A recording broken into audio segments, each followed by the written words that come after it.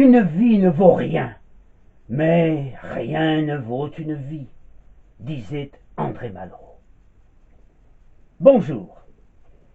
C'est justement une vie, sa vie, que nous allons essayer d'évoquer aujourd'hui, ou plus exactement les grandes lignes d'une vie exceptionnelle, une vie qui ressemble à un roman et nous mène de l'enfer vert du Cambodge au drapeau tricolore du Panthéon. Une vie d'aventure et de combat, même si celui dont nous parlerons, André Malraux, considérait que toute biographie n'est qu'un misérable petit tas de secrets. J'espère donc qu'il voudra bien me pardonner. Lorsqu'il voit le jour, le 3 novembre 1901, au pied de la butte Montmartre, la grande Sarah Bernard triomphe depuis un an, dans l'Aiglon, une pièce d'Edmond Rostand, et les Parisiens se bousculent pour emprunter la première ligne Maillot-Vincennes du Métropolitain, inaugurée un an plus tôt à l'occasion de l'exposition universelle. C'est le début d'un siècle que l'on annonce grandiose, celui de la science triomphante pour le plus grand bonheur de l'humanité. Sa famille appartient à la petite bourgeoisie et son père, Fernand, coureur invétéré, quittera le foyer conjugal alors qu'il n'a que 4 ans. Il sera élevé par sa mère, Berthe, et sa grand-mère, Adrienne, qui tient une petite épicerie à Bondy. Comme Rimbaud, dans la même situation, il supporte mal l'étouffoir maternel. Il n'a jamais voulu parler de son enfance, avouant même au début des antimémoires qu'il exécrait son enfance.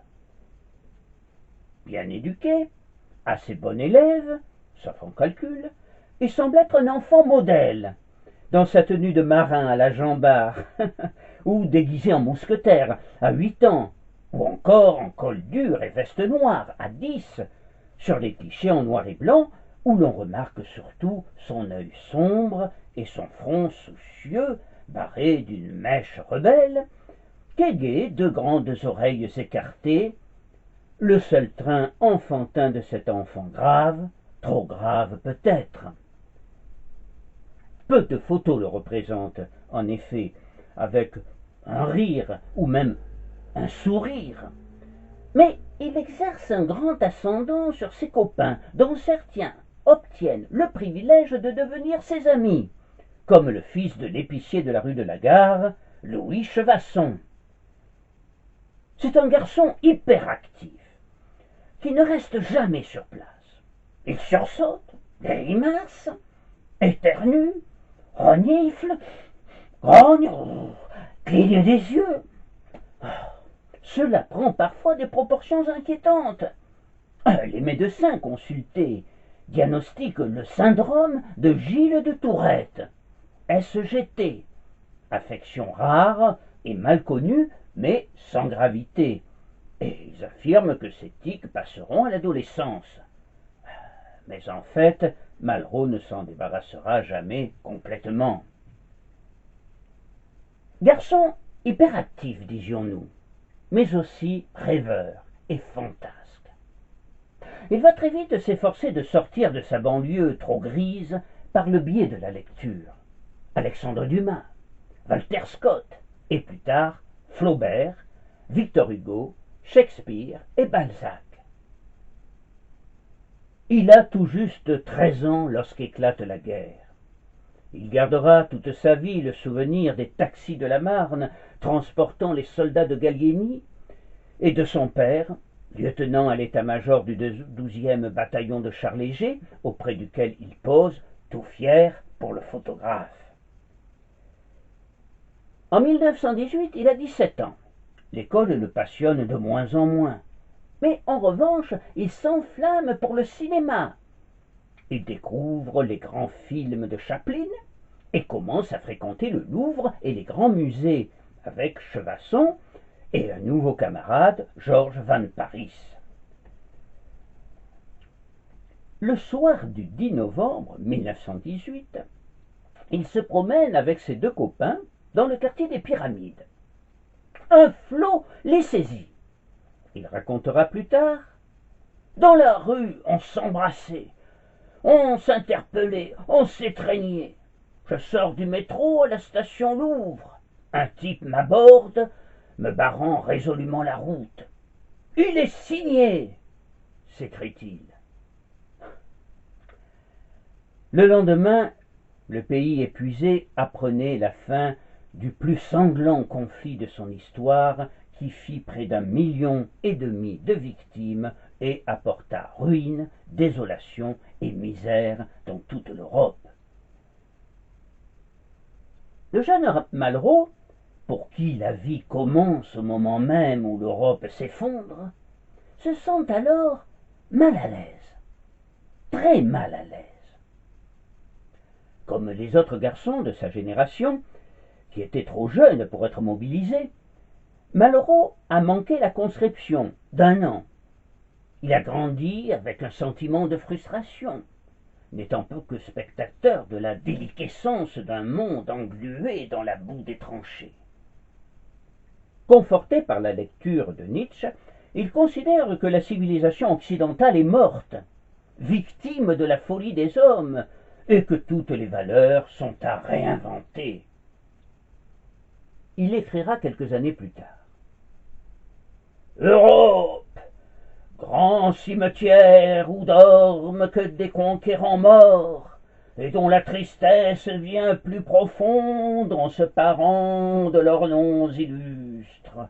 Tu laisses autour de moi qu'un horizon nu, et le miroir qu'apporte le désespoir, vieux maître de solitude. En 1818, André Malraux enterre son enfance, ni noire ni rose, et cherche sa voie en errant dans Paris, avec dans la tête une seule certitude. Je serai écrivain. Pourquoi écrivain? Parce que, écrivain, on se révolte, on remodèle le monde tel qu'on voudrait le voir, et on peut espérer décrocher la célébrité. Avec son ami Chevasson, il signe sur les quais de la Seine, repère des ouvrages recherchés, commence par se faire de l'argent de poche avec des bouquins courants, puis gagne sa vie grâce aux livres rares, et entre en contact avec René-Louis Doyon, libraire, éditeur et écrivain qui tient une petite librairie, Galerie de la Madeleine. Il lui propose de rééditer des ouvrages qui sentent le soufre, tels La vie de Rancé de Chateaubriand, des ouvrages de Barbé d'Aurevilly et Lettres à Pauline de Stendhal. Doyon est aussitôt séduit par le jeune homme qui va devenir son fournisseur attitré. Puis, quand Doyon lancera 1 an plus tard une revue mensuelle, La Connaissance, il demandera tout naturellement à Malraux d'y collaborer. Son premier article, sur les origines de la poésie cubiste, égratignera gentiment les symbolistes. Désormais, Malraux a le pied à l'étrier, et entre 18 et 20 ans, tout en continuant à écrire des articles souvent très pertinents dans La Connaissance, puis dans Action qui lui succédera, il fréquente le tout Paris, en compagnie de poètes provocateurs Georges Gabory, auteur d'une Éloge à Glandru, digne d'un surréaliste. Avec cet expert en champagne et en danseuse de fraîche cancan, il découvrira les bars à la mode, les grands restaurants, les lieux de plaisir montmartrois. Il y rencontre Suarez, Cocteau, Aragon, Radiguet, Éluard, mais aussi Chagall, Braque, Derain. Un soir, une jeune fille remarque ce grand garçon élégant, rose à la boutonnière, et le décrit ainsi. C'est un très long et mince adolescent, aux yeux trop grands, dont les prunelles ne remplissent pas l'immense globe bombé. Une ligne blanche se dessine sous l'iris d'un verre délavé. Plus tard, je lui dirai, vos yeux plafonnent. Clara Goldsmith, une jeune fille pétillante d'esprit, aux cheveux noirs et aux yeux pères, riche héritière d'une famille allemande émigrée, entrait dans la vie d'André Malraux. Une grande histoire d'amour venait de commencer. Avec Clara, André Malraux allait se plonger dans le tourbillon étourdissant des années folles. Ils allaient s'enflammer pour une nouvelle danse venue des États-Unis, le jazz, qui investit le quartier Montparnasse, devenu le centre intellectuel et artistique de la capitale. Ils se retrouvent au Bœuf sur le Toit, le cabaret lancé par Cocteau, mais aussi dans les bals musettes de la Bastille. Puis ils partent en Italie et se marient en retour. Ils vivent tantôt ici, tantôt là, merveilleusement libres dans leurs mouvements. Une vie de bohème et de plaisir. En 1920, Malraux fait la connaissance de Max Jacob. Ce poète cubiste, relais d'Apollinaire, dont il sent bien confusément l'importance. Max Jacob lui présentera Kahnweiler, le lanceur du cubisme. Chez cet éditeur, il publie Lunes en papier, illustrées par Fernand Léger, qu'il dédicacera à Max Jacob. Ce petit livre, un tantinet iconoclaste, sera son premier vrai livre. Mais Malraux se cherche toujours. L'argent lui coule entre les doigts. Paris, la France même, et même la vieille Europe, deviennent pour lui un cadre trop étroit dans lequel il commence à étouffer, comme il étouffait à Bondy entre sa mère et sa grand-mère. Il va alors répondre à l'appel de l'Asie éternelle. Passionné par l'arc-mer, il décide de partir à l'aventure, muni de quelques lettres de recommandation d'orientalistes et d'un ordre de mission obtenu auprès du ministre des colonies, Albert Sarraut, donnant droit de réquisitionner des chars à buffles. Et il s'embarque avec Clara à Marseille, dans le but de prélever quelques statues dans les temples cambodgiens. Cette étonnante chasse au trésor, qu'il racontera plus tard dans La Voie royale, le conduira en prison en janvier 1924. Condamné fin novembre à 3 ans de prison ferme, en tant que pilleur de temples, il sera néanmoins libéré grâce aux efforts de ses amis parisiens, écrivains comme Gide, Aragon, Breton, ou éditeurs comme Gaston Gallimard, qui deviendra son éditeur. Mais l'aventurier, au cours de son séjour mouvementé, a découvert ce qu'il n'était pas venu chercher. La morgue des vainqueurs régnant sur une Asie humiliée, à la botte des colonisateurs. Cette prise de conscience marque le début de son engagement politique et il décide de repartir en Indochine un mois plus tard. À Saigon, avec le jeune avocat Paul Monin, qu'il avait défendu, il lancera, en juin 1925, l'Indochine, un journal libre qui va lancer un pavé dans la mare. Il faut que la grande voix populaire s'élève et vienne demander à ses maîtres compte de toute cette lourde peine, de cette angoisse désolée qui pèse sur les plaines, écrit Malraux dans son journal. L'Indochine se fera largement l'écho du confus mouvement de libération qui se dresse dans un grand pays voisin, la Chine. Et Malraux et Monin vont apparaître très vite comme les agents du Kuomintang communiste. Bâillonné, l'Indochine disparaîtra après le 49e numéro, mais il reparaîtra, grâce à la détermination de Malraux, en novembre 1925, avec un nouveau titre, L'Indochine enchaînée. Ce n'est en fait qu'un barou d'honneur. Malraux prend conscience de son impuissance à changer le cours des choses. Mais, sur le bateau qui le ramène en France, en décembre 1925, il rédige les premières lettres de La tentation de l'Occident. et son expérience nourrira les évocations puissantes et envoûtantes de ses romans. Les Conquérants, qu'il publiera en 1928, La Voix royale, en 1930, qui lui vaudra le prix Interallié, et La Condition humaine, en 1933.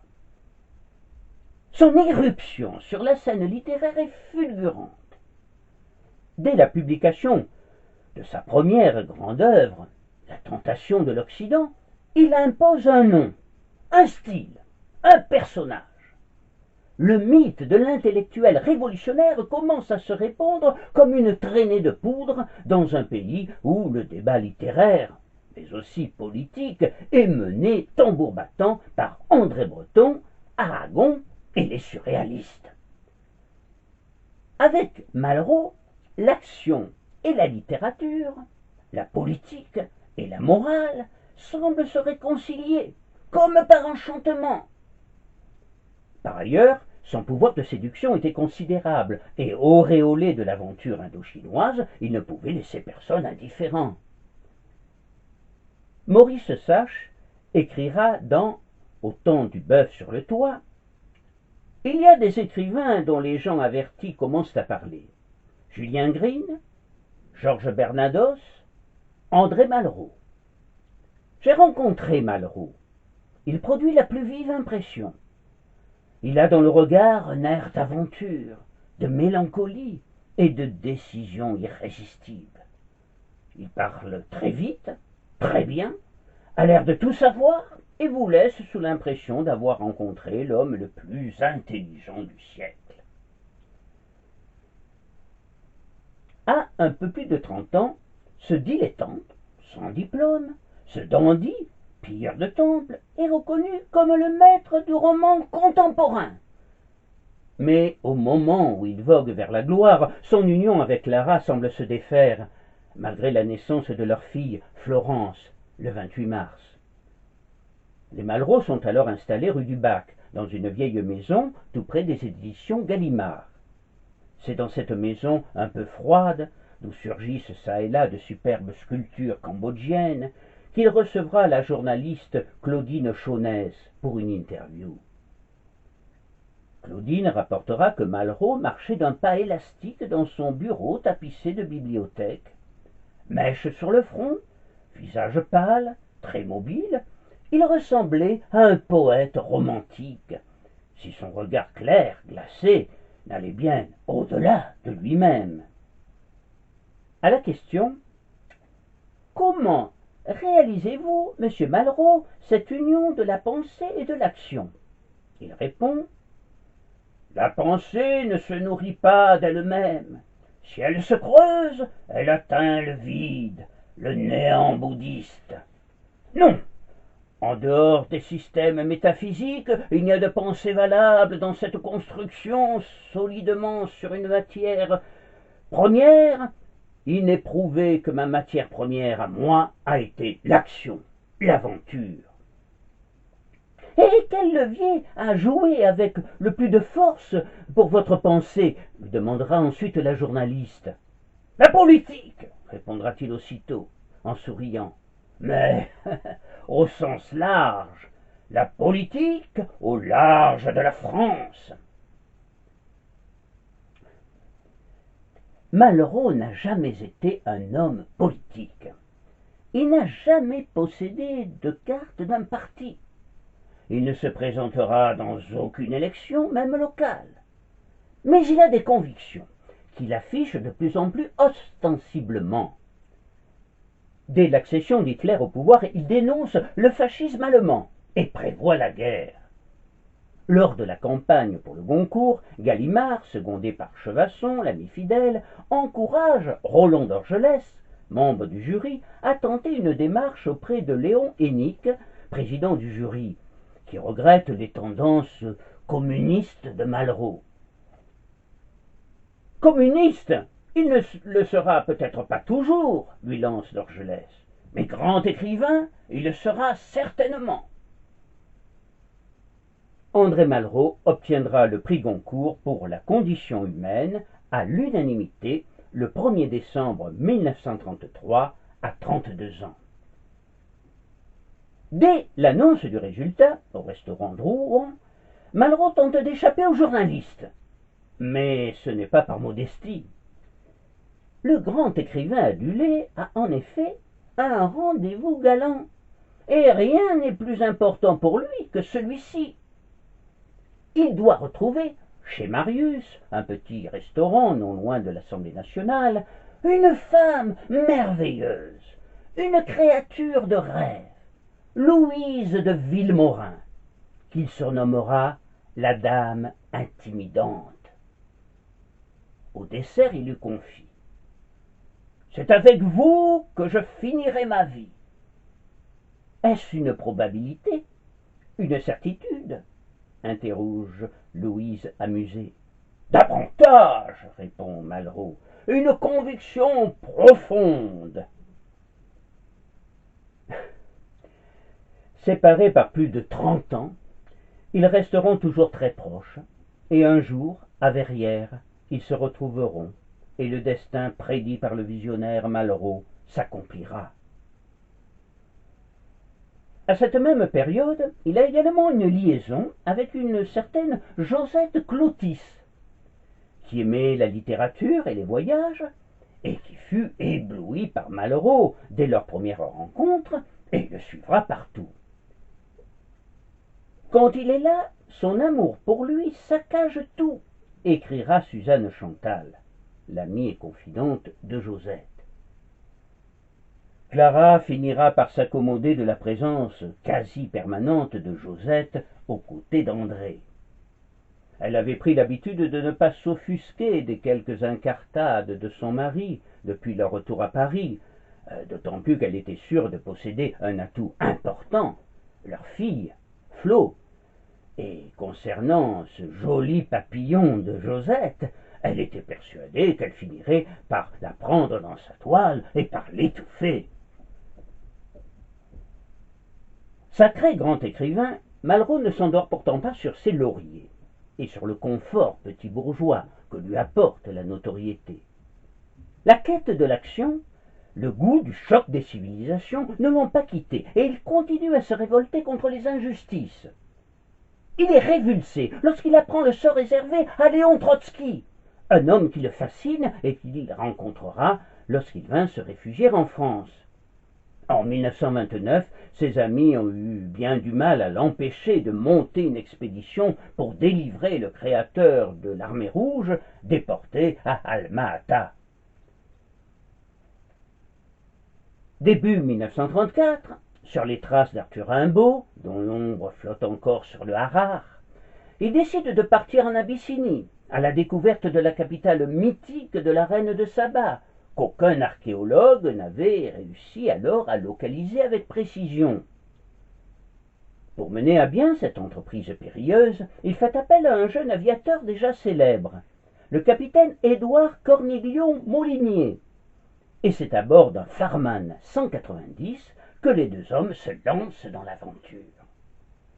Pris dans un cyclone, c'est par miracle que le petit avion ramènera les deux hommes en France, au terme d'une mémorable expédition.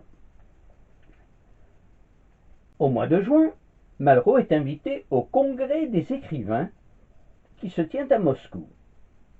Il est présenté comme un écrivain révolutionnaire. Quelques mois plus tard, n'a-t-il pas pris la parole devant l'association des écrivains et artistes révolutionnaires créée par Paul Vaillant-Couturier et Maurice Thorez? À Moscou, il rencontre Maxime Gorky, Pasternak et Eisenstein, qui voudraient porter la condition humaine à l'écran. Mais s'il affiche certaines convergences avec ses interlocuteurs, il prend ses distances avec l'idéologie stalinienne.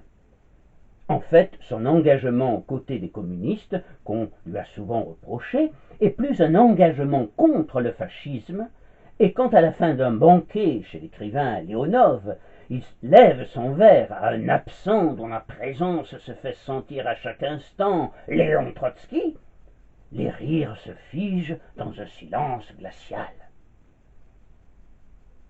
De retour du RSS, il se lie d'amitié avec André Gide.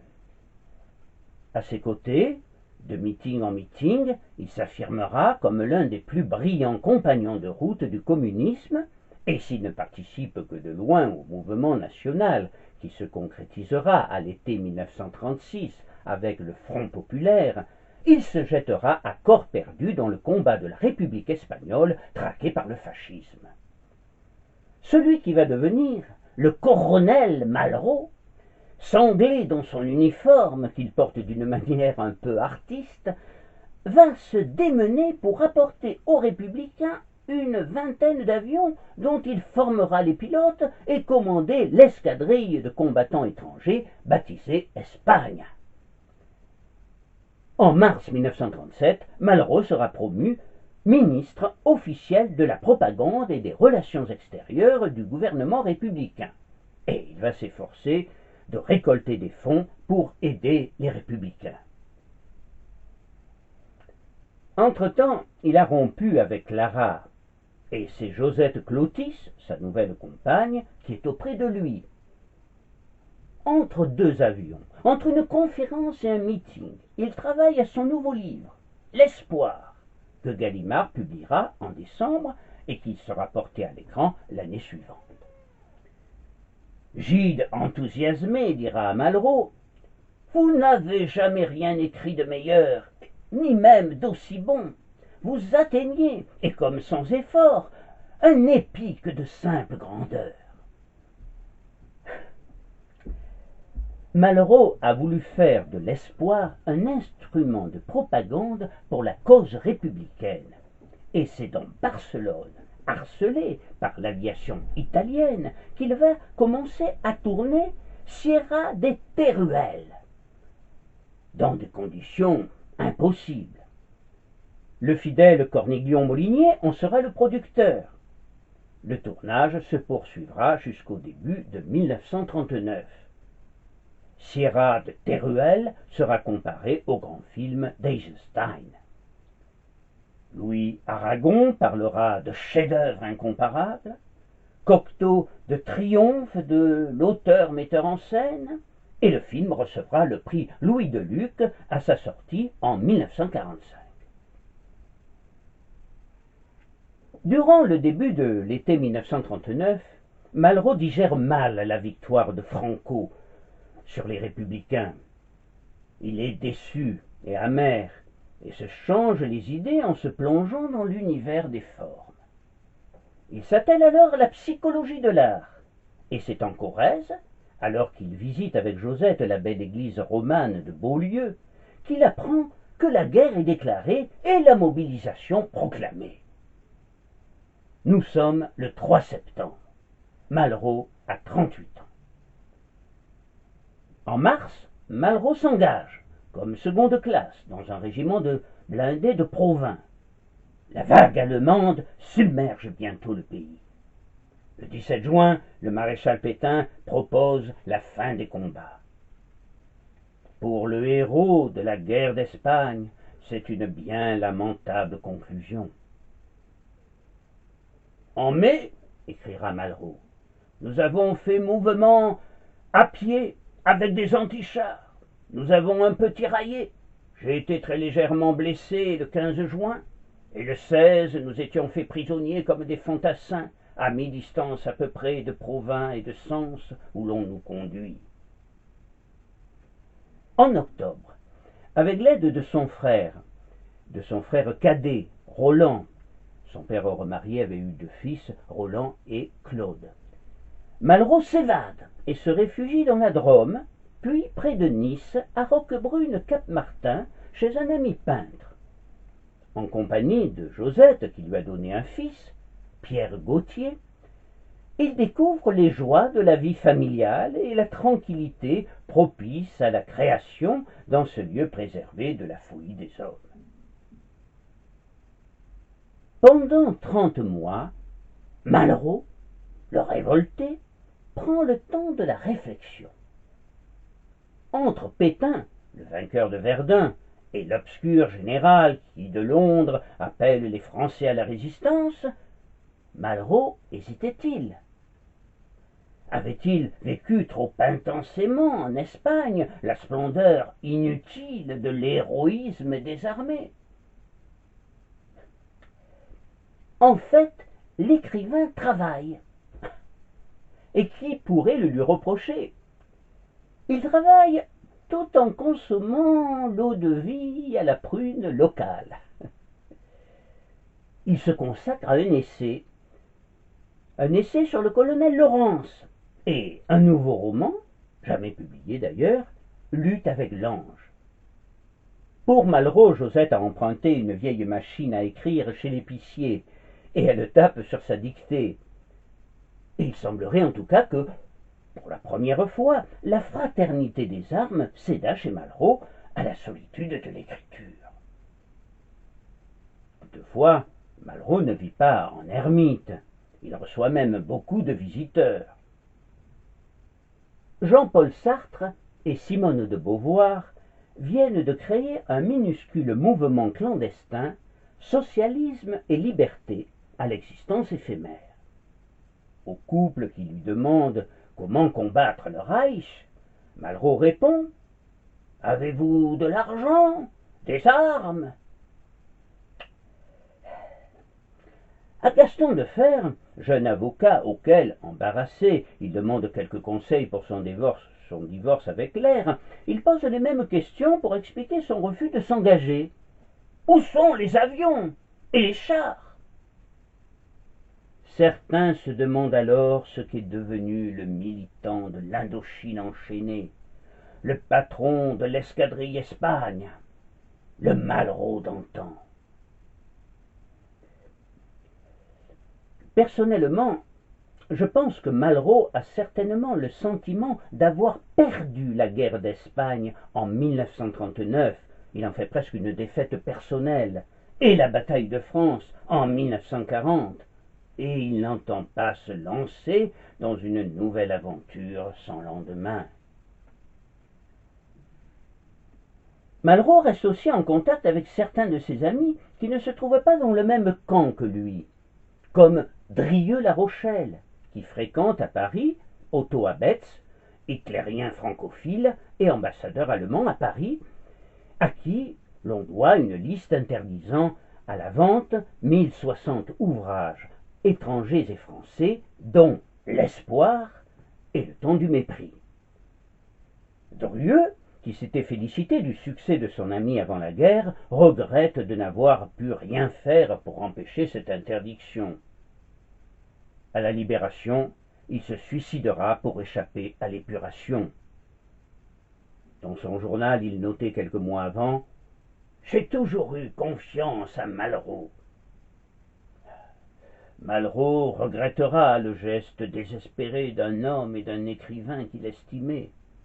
Il se fera un devoir de veiller aux œuvres de Drieux et récupéra tous ces manuscrits menacés par ceux qui participèrent à l'épuration des intellectuels en France. Curieusement, le 12 août 1944, dans une note adressée à Malraux, assez prémonitoire, Drieux écrivait, en parlant des gaullistes: « Pauvres gens trompés qui vont souffrir atrocement, j'ai pour eux grande pitié. L'Europe sera déchirée entre les Américains et les Russes. Je préfère les Russes, mais je ne peux pas me rapprocher des communistes français dont je tiens les chefs en piètre estime. Je les ai combattus. » Encore plus prémonitoire, dès 1940, alors que l'Europe entière pliait sous la botte nazie, Malraux prophétisait: « L'américanisme va triompher sous sa forme économique et culturelle.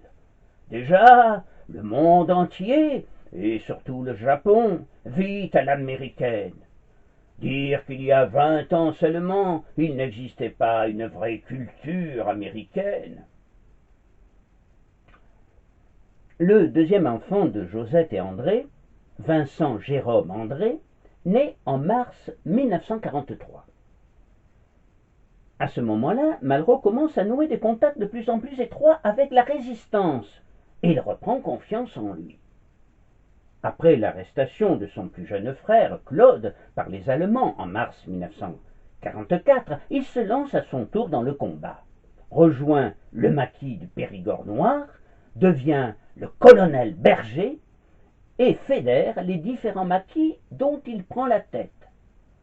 En quelques jours, il redonnera à la France libre, déchirée par des idéologies de tous bords, l'unité qui lui manque. Et elle lui seule le pouvait, avec ses relations qui vont des gaullistes aux communistes. Le colonel Berger retrouve la prestance et les ambitions du coronel de la guerre d'Espagne. Il impose sa maîtrise, ses idées, son courage. En juin 1944, lors du débarquement, il règne sur 37 groupes dont il coordonne l'effort. Le 22 juillet, sur une petite route du Lot, sa voiture, arborant les insignes de la France libre, croise une patrouille allemande. Une fusillade éclate. Malraux est blessé et arrêté. Il est interrogé, ne parle pas, attend d'être fusillé, lorsque soudain, des voix de femmes hurlant la Marseillaise retentissent dans la cour de la prison. Malraux les comparera aux hurlements des femmes de Paris quand elles marchèrent sur Versailles lors de la Révolution. Les Allemands étaient partis. Malraux se précipita à Paris. Trop tard, la capitale venait d'être libérée. Son visage tressaille, parcouru par l'un de ses tics bien connus. Son vieil ami, Hemingway, est là et lui lance d'un ton impassible. Quel dommage que nous n'ayons pas eu votre aide quand nous avons pris cette petite ville de Paris. Malraux n'apprécie guère les sarcasmes d'Hemingway, et puisqu'il n'a pas repris Paris, eh bien, il libérera l'Alsace. Et c'est ainsi que le colonel Berger plantera sur la flèche de la cathédrale de Strasbourg, symbole glorieux de la patrie, le béret noir républicain qui ne l'a jamais quitté depuis la guerre d'Espagne. Pour une fois, Malraux est du côté des vainqueurs, et son destin rejoint celui de la France. Dans la résistance, j'ai épousé la France, écrira-t-il dans les antimémoires. Mais Malraux n'est pas parfaitement heureux. La mort qui fut toujours très présente dans ses romans, la mort vient de le frapper douloureusement à travers Josette Clotis, sa compagne depuis la guerre d'Espagne, puis son frère Claude, exécuté comme résistant, et son autre frère, Roland, déporté. En janvier 1945, André Malraux rencontre pour la première fois le général de Gaulle. Nous ne savions même pas que le général de Gaulle était si grand, constate André Malraux dans ses antimémoires. J'avais même pensé aux délégués du tiers-État stupéfaits quand ils avaient vu pour la première fois Louis XVI. Jusqu'en 1944, nous n'avions pas connu le visage de l'homme sous le nom duquel nous combattions. Dans cette première entrevue, qui dure une longue heure, les deux hommes parlent de la France et de la Russie, de la Révolution française et de Saint-Just, l'un des personnages historiques préférés par Malraux, des communistes et des intellectuels. De Gaulle se plaint des attaques d'un certain nombre d'entre eux, moins de ceux du PCF, comme Éluard ou Aragon, que de ceux qui, en marge du parti, conservent avec lui une réserve critique, Albert Camus ou Jean-Paul Sartre. Dès cette première rencontre se dégage entre les deux hommes un mélange de fascination et de complicité. Malraux est séduit par l'homme du 18 juin avec lequel il partage une certaine idée de la France. Et De Gaulle, qui a des ambitions littéraires, se demande s'il ne serait pas bon pour lui d'avoir à ses côtés un écrivain reconnu et estimé. Par ailleurs, il pense que Malraux pourrait lui être utile comme caution de gauche. En novembre 1945, il lui propose d'entrer dans son gouvernement comme ministre de l'Information. Et Malraux, conquis par le grand homme, accepte aussitôt et prend son ami Raymond Aron, l'intellectuel par excellence, comme directeur de cabinet, et le fringant Jacques Chaban-Delmas pour secrétaire général. Dans ce gouvernement tripartite, MRP, SFIO, PCF, Malraux retrouve le camarade Thorez, qui revient de loin depuis les années 30. Après la dissolution du ministère 3 mois plus tard, il sera le porte-parole du général et lorsque De Gaulle fondera le Rassemblement du peuple français, Malraux devient délégué à la propagande du RPF et parcourt inlassablement le monde pour porter la bonne parole de l'homme du 18 juin. Mais celui-ci se replie bientôt à Colombey et entame ce que Malraux appellera d'un mot qui va faire fortune, la traversée du désert. En 1948, Malraux se remarie avec Madeleine, la veuve de son demi-frère Roland, et replonge dans ses activités littéraires à plein temps, ou presque. Dans sa demeure de Boulogne, le guerrier se repose. Le pullover en cachemire succède au complet 3 pièces, qui vient après le difforme. En congé de sa révolution gaulliste, Malraux pantoufle dans l'art. De 1947 à 1949, à Genève, sont édités le musée imaginaire, la création artistique, la monnaie de l'absolu, regroupés dans la psychologie de l'art, puis repris, remaniés dans Les Voix du silence, publiés dans la collection de la galerie de la Pléiade.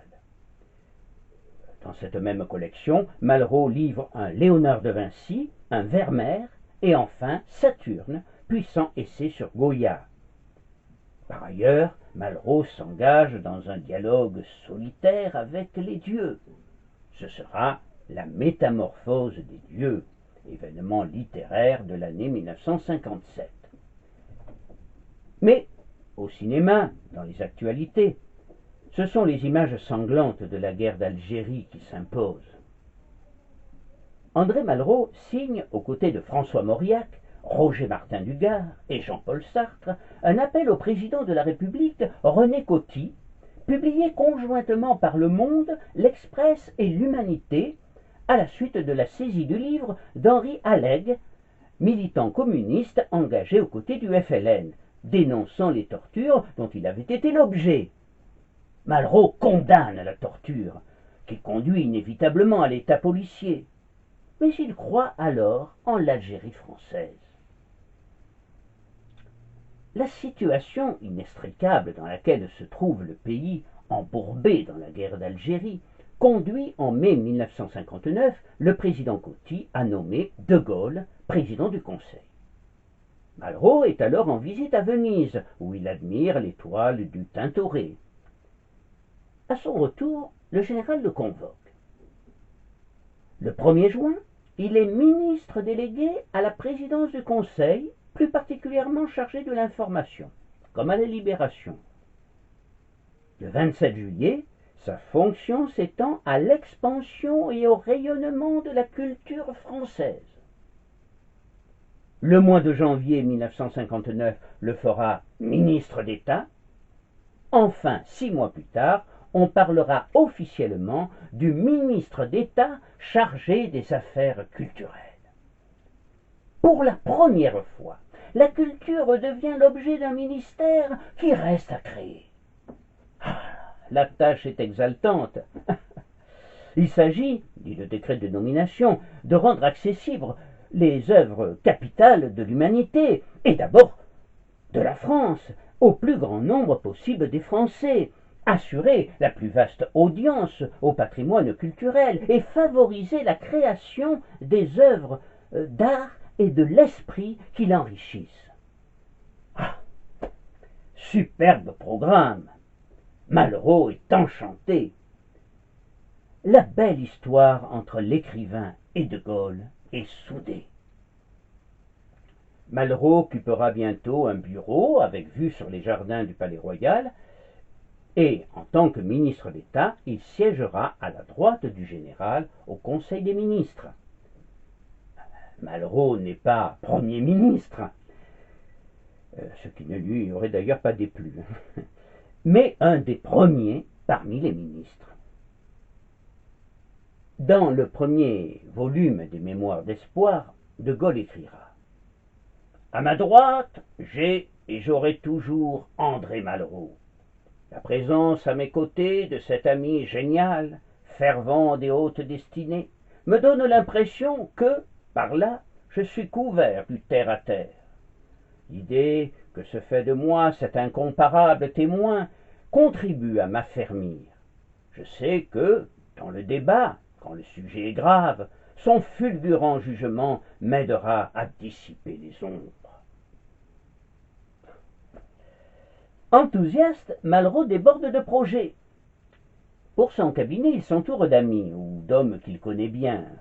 Le fidèle Chevasson, Bernard Antonios, le mari de Geneviève de Gaulle, ou l'écrivain Pierre Moineau. Il s'approprie la direction de l'architecture, la direction générale des arts et des lettres, ainsi que la direction des archives de France. On lui accorde aussi le Centre national de la cinématographie, autrefois sous la tutelle du ministère de l'Industrie. Mais très vite, Malraux perd de son innocence face aux arguments, aux pesanteurs et aux imbroglios de l'administration française. Et surtout, il en vient à se demander comment, malgré sa bonne volonté et son imagination, il pourra mener à bien ses nombreux projets en ne disposant que de 0,43% du budget de l'État. 0,43%. Et il lui faudra perpétuellement composer, compenser en représentation et en assurance les carences pécuniaires. Au Sénat, l'imprévisible Roger Garaudy, membre du comité central du PCF, lui rétorque, avec un sourire condescendant, qu'il n'y a aucune mesure entre les palais de son imagination et les chaumières de la réalité budgétaire. Malraux ne peut en disconvenir et ne cache pas sa grande déception auprès de ses proches. Ah, Picasso, que l'on avait oublié d'inviter à l'une de ses expositions et qui lui câble: « Croyez-vous que je sois mort ?» Malraux répond: « Croyez-vous que je sois ministre ?» Ce qui en dit long, très long, sur sa désillusion. Malgré tout, Malraux, ce passionné d'art et de culture, ne baisse pas les bras. Il lance un grand projet. Il veut rassembler, comptabiliser les œuvres d'art pour les faire connaître au grand public, les arracher au temps et à l'oubli, en les gravant dans les mémoires humaines. Il crée le service des fouilles, ordonne l'inventaire des monuments et richesses artistiques de la France, trouve un peu d'argent pour restaurer quelques chefs-d'œuvre en péril, quelques monuments à l'abandon. Au peintre Marc Chagall, il offre un nouveau moyen d'expression en lui confiant la décoration du plafond de l'Opéra de Paris. À Marseille, on lui doit la restauration de la Vieille Charité, œuvre de Pierre Puget. Mais le grand projet de Malraux, celui qu'il caresse depuis longtemps, c'est de faire de la France le premier pays de culture du monde, et cela grâce aux maisons de la culture. Les maisons de la culture, qu'est-ce que c'est que ça ? Lui demande d'un air faussement naïf Valéry Giscard d'Estaing.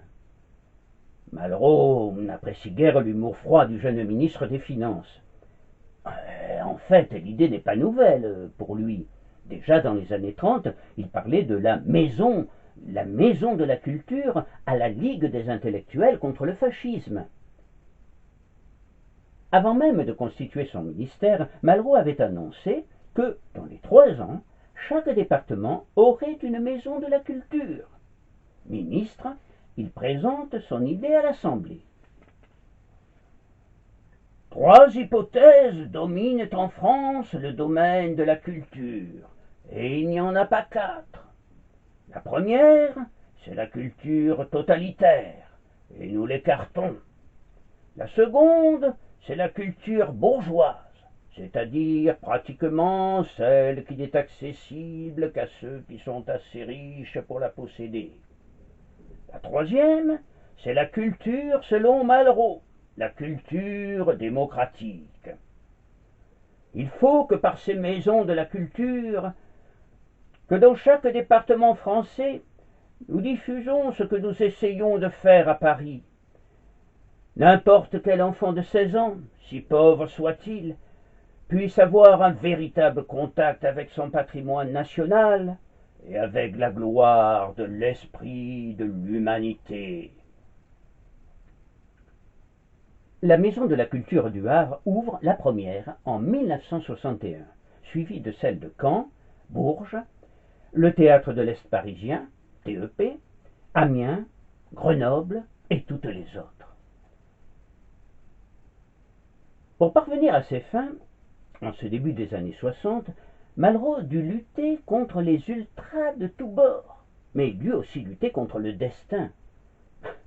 Un destin cruel qui ne l'épargna pas. Le 23 mai 1961, ses 2 fils, Vincent et Pierre Gauthier, perdent la vie, victimes d'un tragique accident de la route, au retour d'un séjour à Port-Cros. Malraux est effondré. La mort, cette vieille connaissance qui ne cessera de hanter ses textes, est venue cruellement se rappeler à lui. Il ne peut parvenir à la fuir, malgré ses nombreux voyages, ni à l'oublier, en dépit de ses multiples activités. Malraux est l'homme que la mort obsède à tout moment et qui l'observe dans l'art et dans la vie. Alors l'homme s'abandonne à sa douleur, à ses doutes, à ses angoisses. Il recherche des expédients, l'alcool, les tranquillisants. Malgré les honneurs, la gloire et la renommée, il confie, en 1961, « Il faut 60 ans pour faire un homme, et après il n'est bon qu'à mourir. »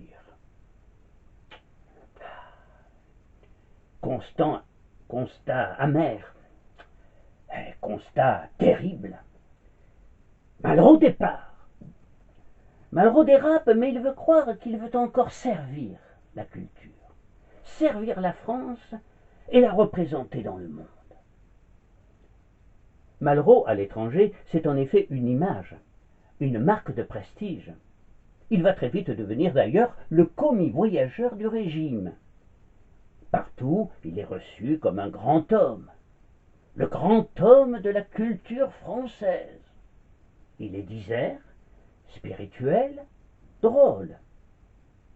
En 1963, il accompagne la Joconde aux États-Unis. L'énigmatique Mona Lisa séduit les Américains, et Jackie Kennedy est séduite par le brillant et ténébreux ministre des Affaires culturelles, qui, dit-elle, a ressuscité pour notre époque l'idéal de la Renaissance. En 1965, à Pékin, l'auteur des Conquérants rencontre Mao, qu'il considère comme le plus grand de tous les révolutionnaires depuis Lénine, et qu'il appellera l'empereur de bronze. Et puis, il y a aussi les autres rencontres, celles avec les morts illustres que Malraux célébrera avec sa grande voix fracassée. Ces oraisons funèbres restent sans doute dans toutes les mémoires, la plus émouvante et la plus connue restant celle de Jean Moulin.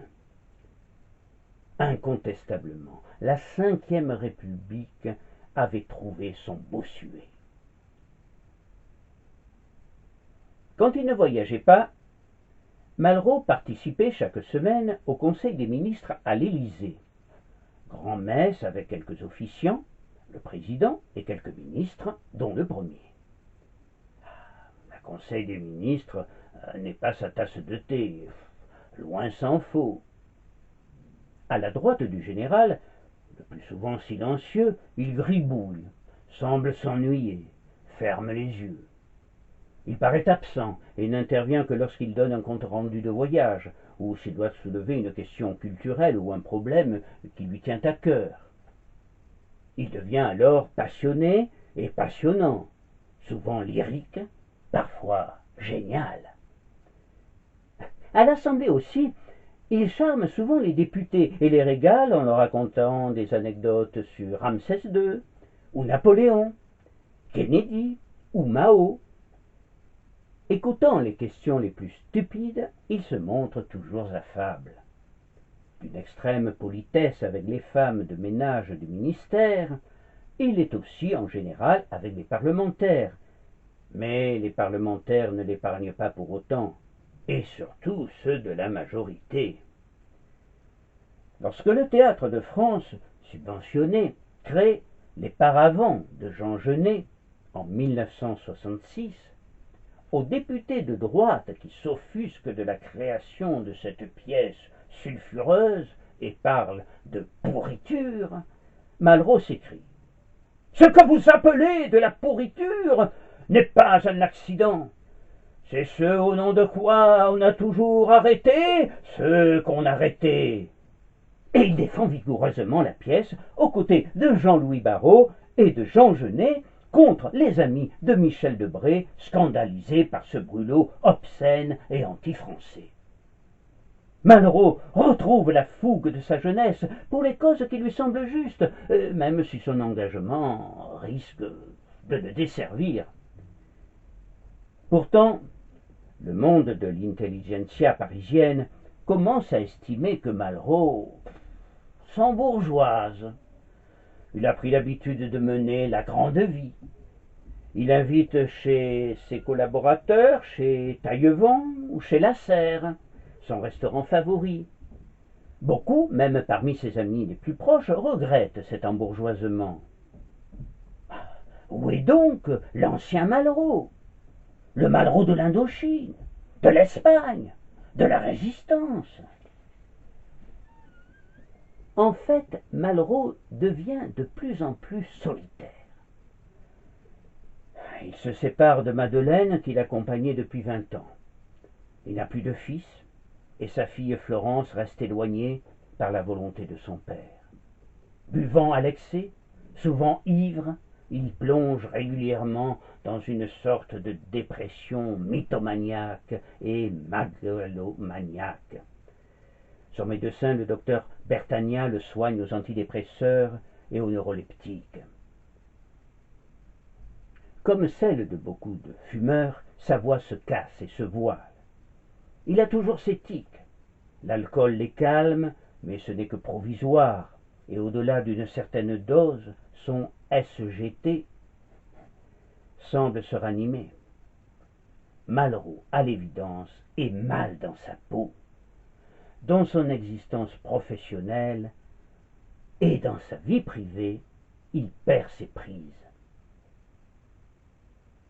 C'est alors qu'il retrouve une femme qui va l'aider à reprendre ses marques. Une femme à qui il avait dit, 33 ans auparavant, « Je finirai ma vie avec vous. » Cette femme, c'est la dame intimidante, Louise de Vilmorin, qui va devenir sa compagne rue Montpensier, puis à Verrières-le-Buisson. « Nous sommes Chateaubriand et Madame Récamier, » dira Louise de Vilmorin. Malraux renaît grâce à Louise et à un livre, Les Antimémoires. À la frontière entre la fiction et la réalité autobiographique, Entre le document et le rêve du document, les antimémoires mêlent les voyages, les souvenirs intimes et politiques et les réflexions sur des sujets qui depuis toujours le hantent, l'histoire, l'action, la mort. 2 mois avant sa parution, il avait confié à l'un de ses proches: « Je leur montrerai que je suis le plus grand écrivain de ce siècle. » Mais voici que de nouveaux nuages se profilent à l'horizon, ceux du mois de mai 1968. Lorsqu'éclatent les événements, Malraux, perplexe, contemple ce désordre en cherchant, comme tant d'observateurs, une explication. Il ne joue aucun rôle et n'est même pas mis au courant des intentions de chacun. Ni De Gaulle, ni ses collègues du gouvernement ne souhaitent une initiative quelconque de sa part. Malraux n'aime pas la bourgeoisie française, attaquée joyeusement par les contestataires. Il a une sympathie évidente pour les étudiants, et l'écrivain révolutionnaire des années 30, le combattant de la guerre d'Espagne auprès des communistes espagnols, ne peut pas haïr mai 68. Il n'est pas scandalisé lorsque les étudiants chantent l'Internationale sur la tombe du soldat inconnu à l'Arc de Triomphe. Lui aussi l'a si souvent chanté. Il n'est pas scandalisé lorsqu'il entend des étudiants se réclamer de Trotsky, un des hommes qui l'a fasciné le plus dans sa vie et qu'il a même projeté d'aller délivrer lorsqu'il était détenu à Alma-Ata. Il n'est pas scandalisé par les portraits de Mao affichés dans la cour de la Sorbonne occupée. Mao, le plus grand révolutionnaire depuis Lénine. Mais il est profondément attaché à la personne du général de Gaulle et il redoute le nihilisme des étudiants les plus enragés et juge utopique la plupart de leurs idées. Il regrette sincèrement de devoir combattre une immense illusion lyrique. L'illusion lyrique est le titre du dernier chapitre de l'Espoir. Mais il la combattra néanmoins, et avec toute son énergie. Et le 30 mai, il sera au premier rang, en tête du défilé gaulliste sur les Champs-Élysées, aux côtés de Debré et des principaux dirigeants gaullistes. En 1969, le général de Gaulle quitte le pouvoir, à la suite de l'échec du référendum sur la régionalisation et la réforme du Sénat. « Terminé le gaullisme !» dit Malraux en privé. Et il assure un bref intérim pour expédier les affaires courantes, puis il cesse d'être ministre des Affaires culturelles. Pompidou insista pour qu'il reste, pour la forme. Jamais, jamais l'auteur des antimémoires n'aurait l'indécence de devenir le féal d'un Oedipe, député du Cantal. Le 29 décembre de cette même année, à Verrières, Louise de Villemaurin, achevant une sieste, ressent un malaise et meurt d'une crise cardiaque. La mort. La mort a encore frappé tout près de lui. Malraux vacille en apprenant la nouvelle. Alors, il recommence à voir. Beaucoup. Beaucoup trop.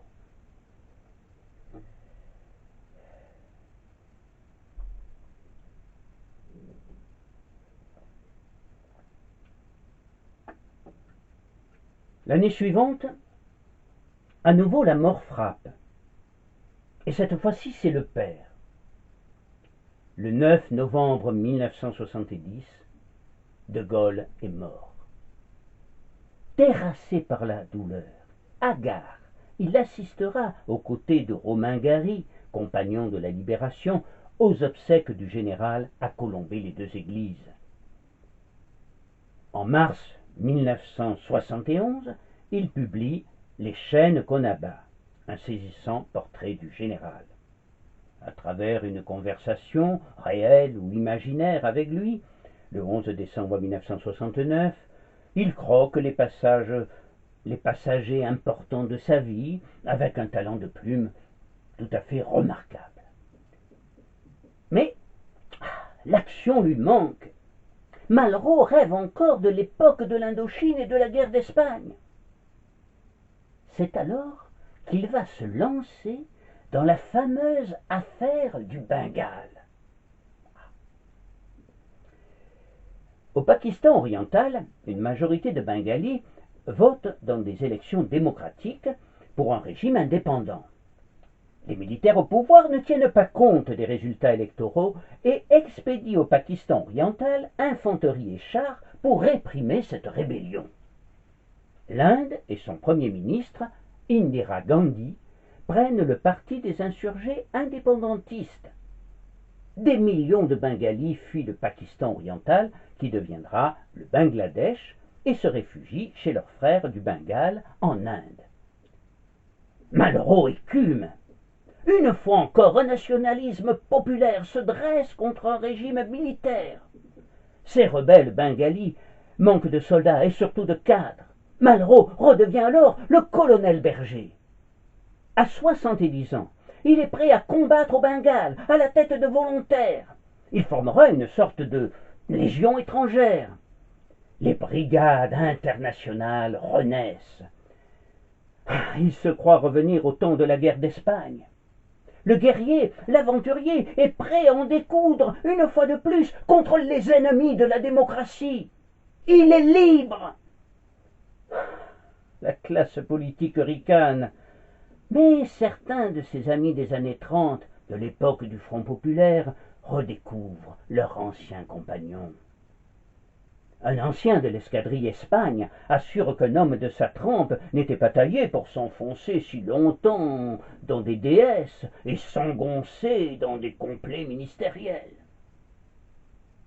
Malraux est prêt à rejoindre les troupes du Bengale, mais Indira Gandhi, qu'il rencontre à l'ambassade des Indes à Paris, lui conseille de patienter.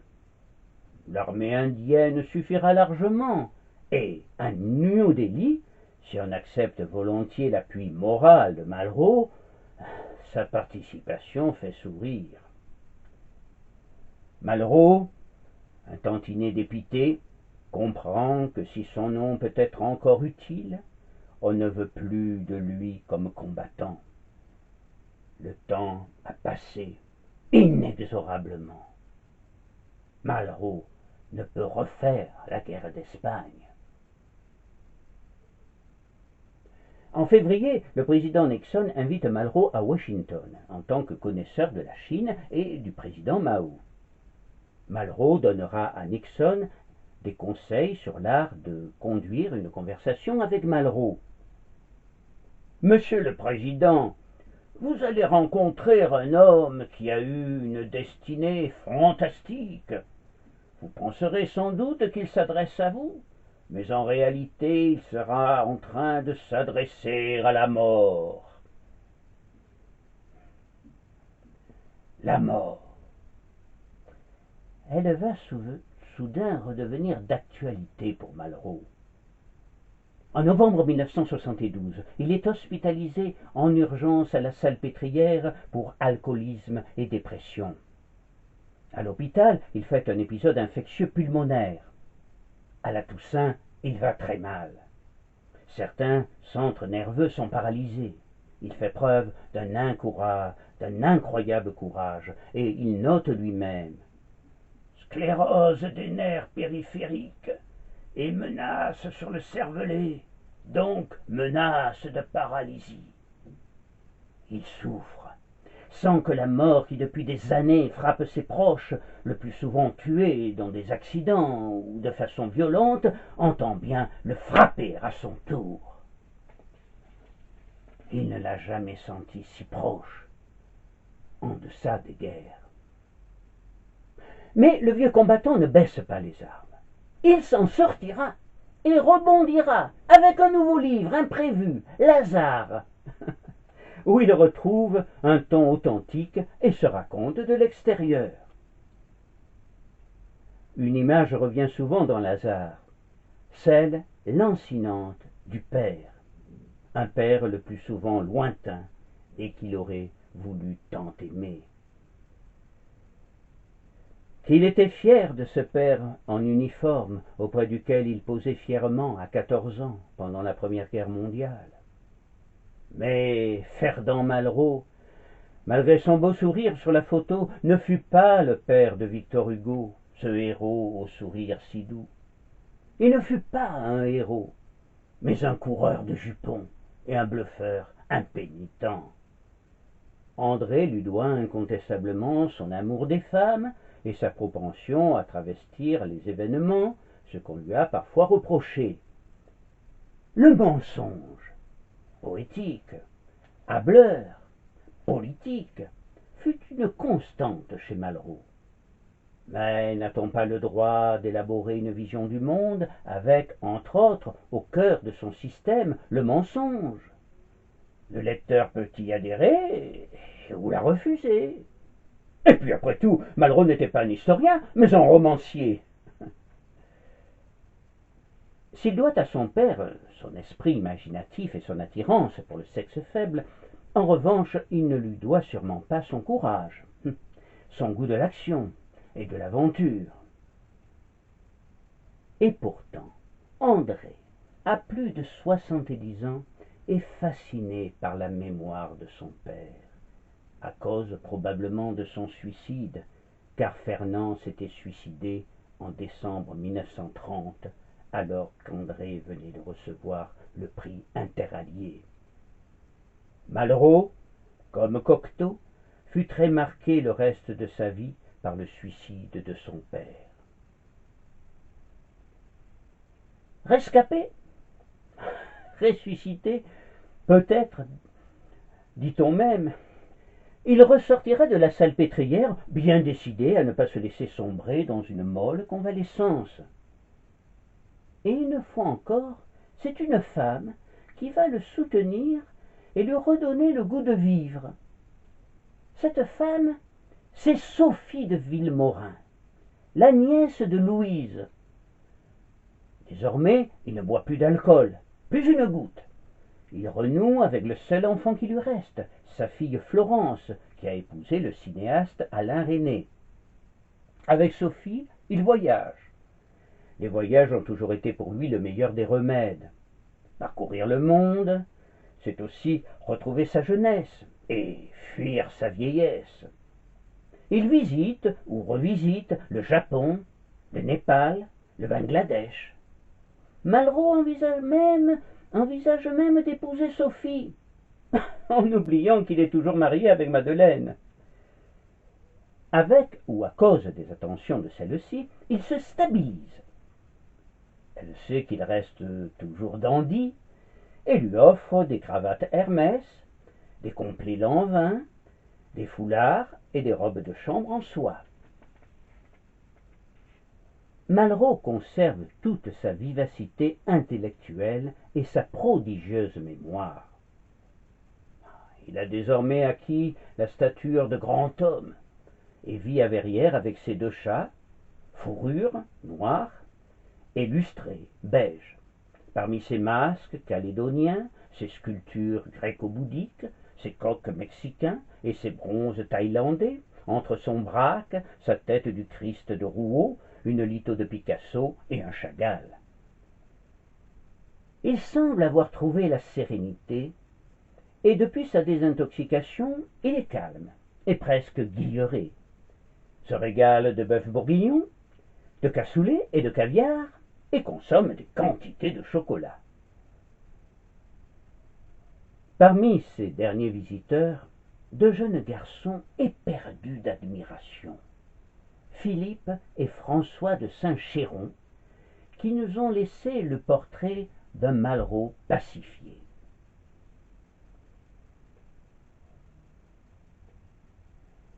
En août 1976, il est hospitalisé à la clinique Hartmann de Neuilly pour une ablation de la prostate. En fait, il s'agit d'un cancer. Malraux devine très vite la nature de sa maladie. Admis au CHU de Créteil, il sombre dans le coma et il s'éteint le 23 novembre à 9h36. C'était il y a 45 ans. 45 ans déjà. Depuis 1970, bien de grandes figures avaient disparu, la dernière en date étant Monterland. Il y a 3 survivants, Aragon, Sartre et moi, constatait en souriant le vieil écrivain l'avant-veille de sa mort, en serrant la main de Sophie.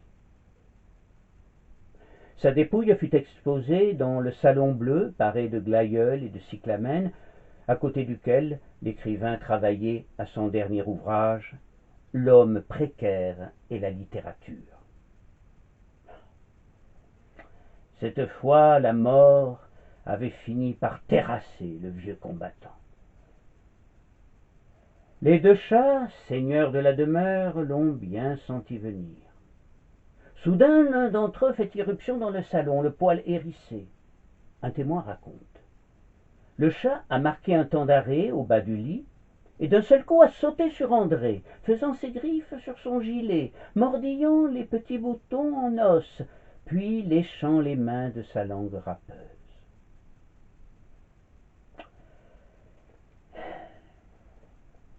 Il sera inhumé dans le petit cimetière de Verrières-le-Buisson.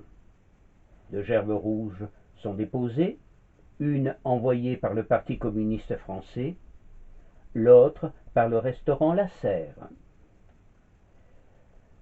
La cérémonie est simple, il n'y a ni bénédiction, ni prière, ni croix. À l'un de ses interlocuteurs religieux privilégiés, le père Pierre Boquel, qui prie silencieusement, Malraux avait dit un jour avec une pointe d'ironie « Je suis agnostique. Il faut bien que je sois quelque chose, car n'oubliez pas que je suis très intelligent. Mais vous savez mieux que moi que nul n'échappe à Dieu. » 20 ans plus tard, eut lieu la cérémonie de transfert des cendres d'André Malraux au Panthéon. Au cours de ce transfert, télévisé, le président de la République, Jacques Chirac, prononça l'hommage de la nation. Avant lui, Maurice Schumann, compagnon de la Libération, sénateur et académicien, souvent ministre, évoqua la vie et l'œuvre du grand écrivain, homme d'action et combattant de la liberté, et cita son exhortation qu'il renouvela à chacune des étapes sanglantes de sa vie et qui nous tiendra lieu de conclusion. Ce n'est pas pour mourir que je pense à ma mort, c'est pour vivre.